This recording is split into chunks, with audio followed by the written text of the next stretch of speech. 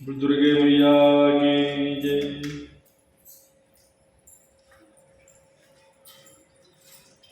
मार्कंडेय ऋषि कहते हैं कि सूर्य के सावर्णी नाम के एक पुत्र हुए जो 8वें मनु कहे जाते हैं। उनकी उत्पत्ति विस्तार पूर्वक कहता हूँ, सो ध्यान से सुनो। सूर्य कुमार सावर्णी मनु महामाया भगवती के अनुग्रह से जिस प्रकार मनवंतर के स्वामी हुए, वही प्रसंग तुम्हें सुनाता हूँ। पूर्व काल की बात है, जब स्वारोचिष मनवंतर चल रहा था, उस वक्त एक राजा हुए जिनका नाम था सुरथ। सुरथ राजा चैत्र वंश में उत्पन्न हुए थे। उनका समस्त भूमंडल पर राज था। वे प्रजा का पालन अपने पुत्रों की भांति, औरस पुत्रों की भांति करते थे। उनके धर्म पूर्वक राज्य करने के बावजूद भी कौला विध्वंस नाम के क्षत्रिय उनके शत्रु बन गए।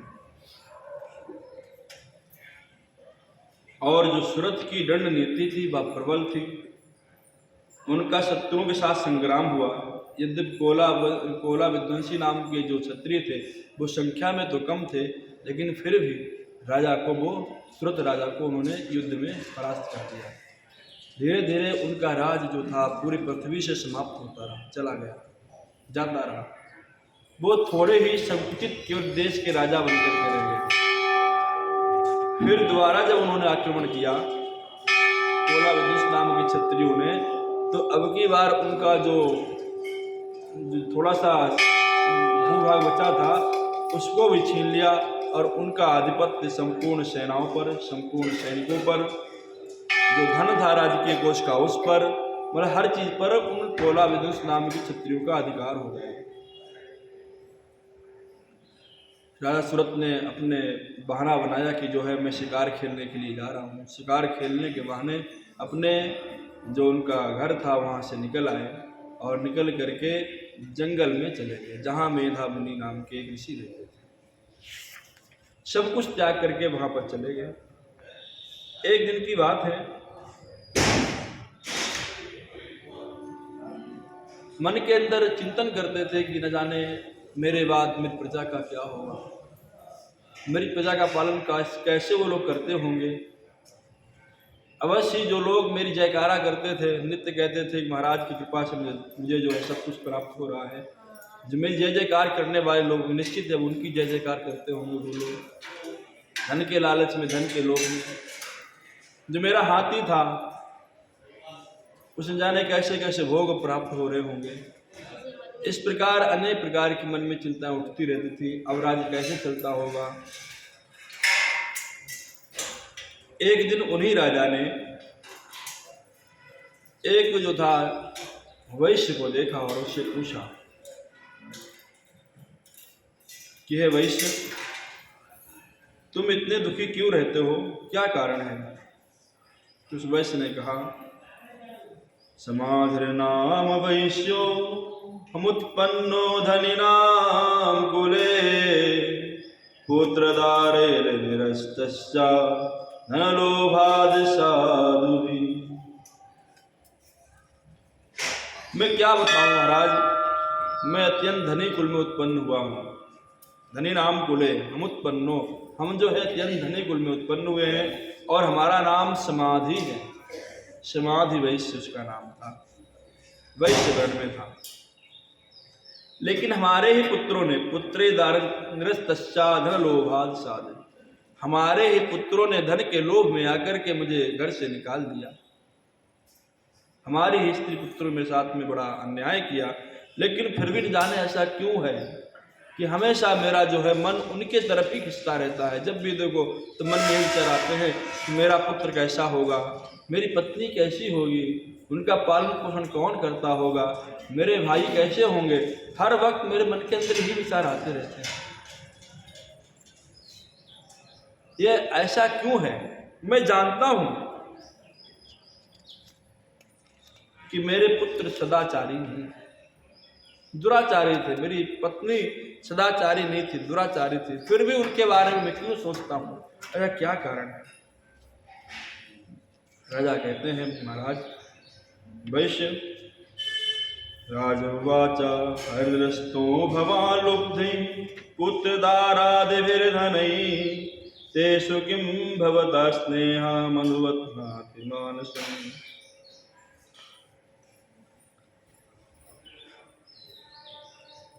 अरे जिन पुत्रों ने, जिन स्त्री ने तुमको घर से निकाल दिया, अब तुम उन्हीं के बारे में सोचते हो।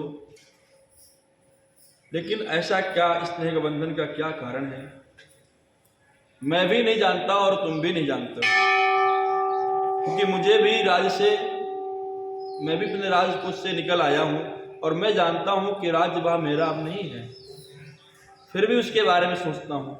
वही हाल तुम्हारा है कि तुम्हें घर से निकाल दिया गया है, तब भी तुम उनके बारे में सोचते रहते हो। चलो ऐसा करते हैं,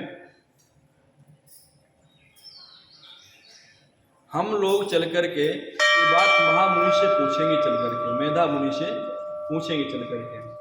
तो मार्कंडेय जी कहते हैं कि समाधि नामक वैश्य और वह जो था राजा सुरथ नाम का राजा, दोनों मेधा मुनि के निकट आए। विनय पूर्वक उनको प्रणाम किया। प्रणाम करने, चरण वंदना करने के बाद उनके पास में बैठ गए और उनसे कहा, भगवान मैं आपसे एक बात पूछना चाहता हूँ। दुःखयायन में वनिशा स्वाचित्ताय दतां विना ममत्वं गतराजस्य राज्यंखेषु खिलेषु अपि। मैं ये जानना चाहता हूँ कि मेरा चित्त इतना व्याकुल क्यों होता है, जो राज मेरे अधीन नहीं है, अब दूसरे राजाओं के अधीन है, फिर भी उसके लिए मेरा चित्त व्याकुल हो रहा है। अरे महाराज मुझे क्या, ये मेरे साथ में जो मेरा मित्र है, इसके तो पुत्रों ने, स्त्रियों ने, परिवार के लोगों ने इसे मार करके निकाल दिया, फिर भी उन्हीं के बारे में सोचता रहता है। ऐसा क्यों है महाराज, इस बताने की कृपा करें। उनसे इतना स्नेह क्यों रखता है यहाँ। इसी ने कहा,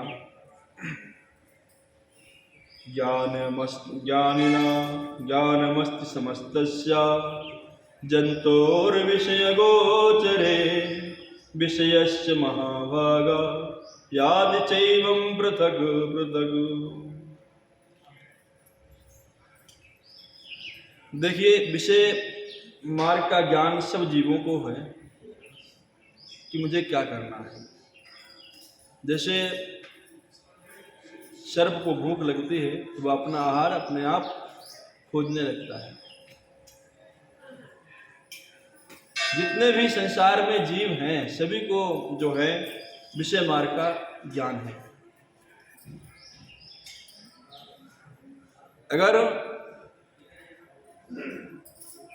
किसी भी जीव को किसी भी चीज की आवश्यकता लगती है तो वह उस चीज के खोज में निकल पड़ता है। लेकिन उन प्राणियों से मनुष्य कुछ अलग नहीं है। मनुष्य को भी ऐसा ही कुछ है कि जिसे जो लगता है कि मुझे आज इस चीज़ की आवश्यकता है, ठंडी ज़्यादा है, वस्त्र पहन लेने चाहिए। मनुष्य को अगर प्रतीत हुआ तो जो है वस्त्र पहन लेगा। उसे लगा नहीं आज तो गर्मी है तो वस्त्र जो है नहीं पहनेगा। मतलब विषय मार्ग का ज्ञान मनुष्य को भी है और जीव को भी है, लेकिन मनुष्य उनसे श्रेष्ठ है। फिर भी महामाया ने उन्हें मोह के गर्त में इतना डाल दिया है कि वो कभी अपने बारे में जानने का प्रयास ही नहीं करते, जानना ही नहीं चाहते हैं।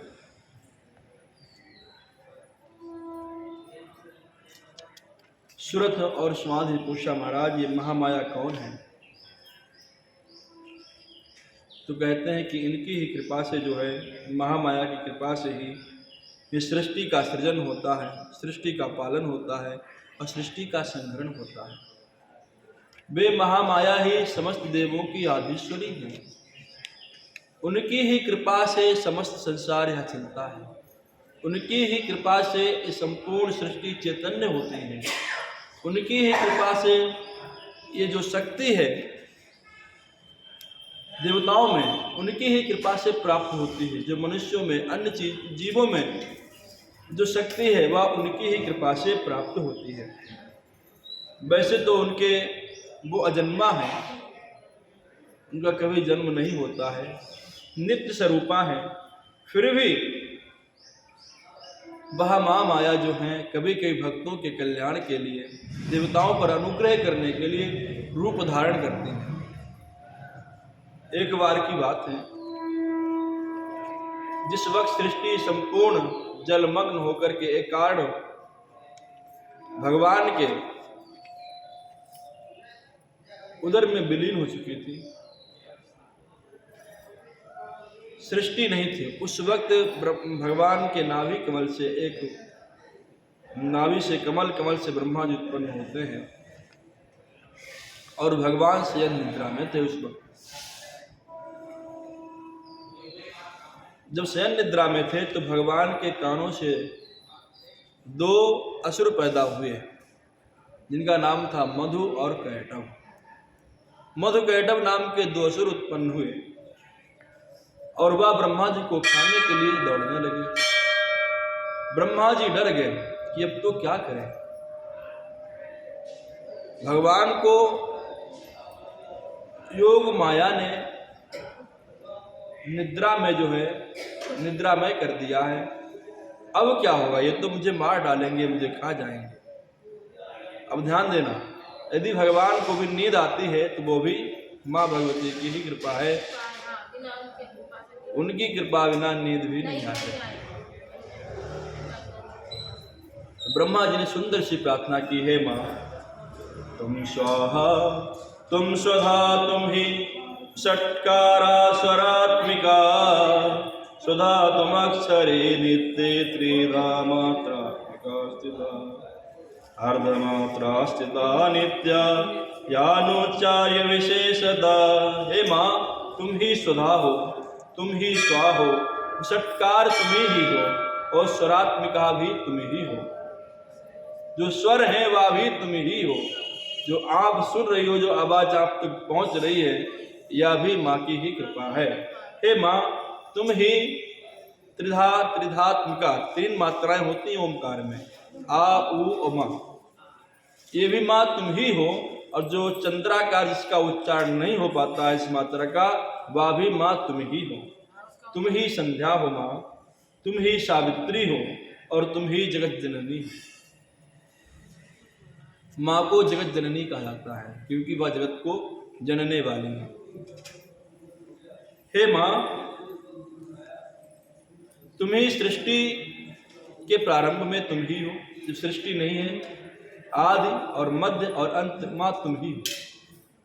था संहन्ति रूपान्ते जगतो से जगन्मय, महाविद्या महामाया महामेधा स्मृति। हे माँ तुम ही सृष्टि के प्रारंभ में हो, तुम ही सृष्टि के मध्य में हो और माँ तुम ही सृष्टि के अंत में हो।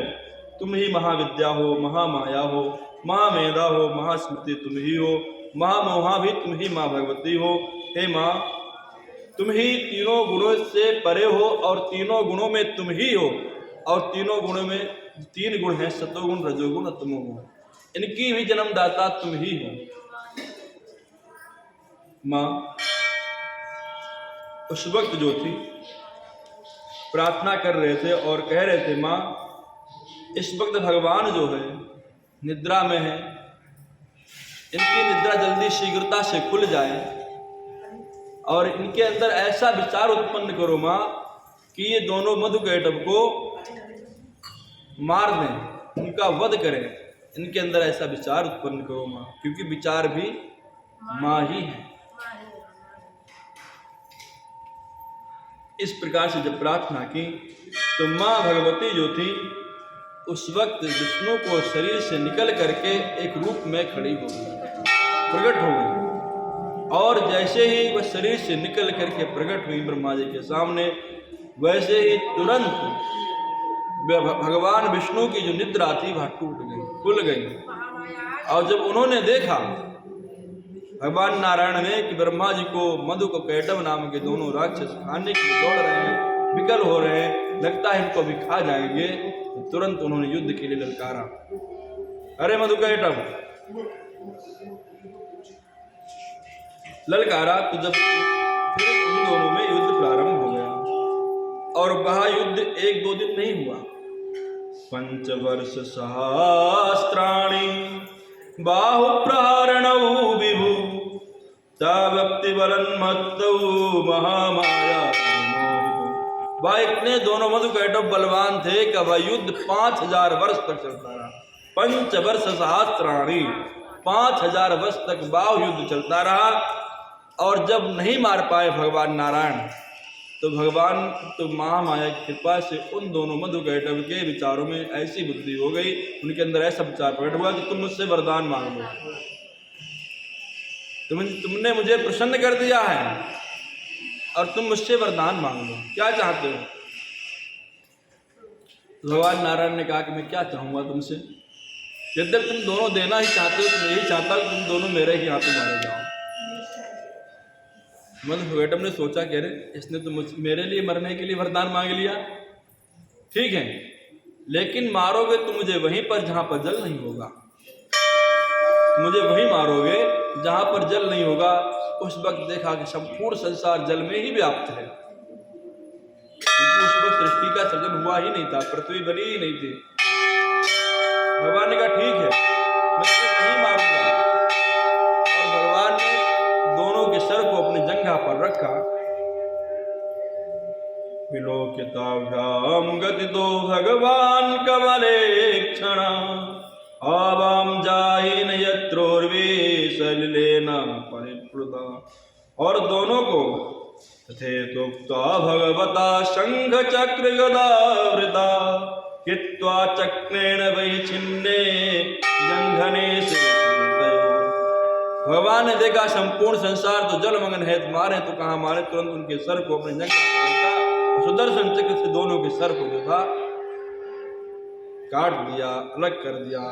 इस प्रकार माँ भगवती ने कृपा करके ब्रह्मा जी की रक्षा की और माँ भगवती का प्रादुर्भाव हुआ। तो माँ भगवती जो है इस प्रकार से भक्तों के कल्याण के लिए और देवताओं के कल्याण के लिए भी, ब्रह्मा जी की आज रक्षा करने के लिए भी माँ भगवती कभी कभी रूप धारण करती है। वो नित्य स्वरूपा है, अजन्मा है, फिर भी जो है वो भक्तों के कल्याण के लिए रूप धारण करती हैं। दुर्गे मैया की